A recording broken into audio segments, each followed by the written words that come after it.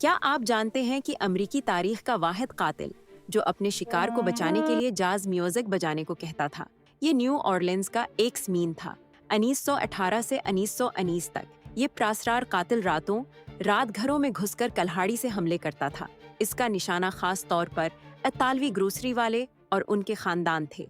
लेकिन सबसे अजीब बात ये थी कि वो अखबारात में खुतूत भेजता था जिनमें दावी करता था कि वो जहन्नम का शैतान है। इसने लिखा कि जो लोग मखसूस रातों में जाज म्यूजिक बजाएंगे वो इन्हें बख्श देगा। खौफ के मारे पूरा शहर जाज पार्टियां करने लगा। हर मोहल्ले में लोग मौत के डर से सारी रात मौसीकी बजाते रहते। ये सब कुछ हिस्पानवी फ्लो की वबा के दौरान हो रहा था। अचानक कत्ल रख गए और एक्स मीन कभी नहीं पकड़ा गया। आज भी ये अमेरिका का सबसे अजीब सीरियल किलर केस है।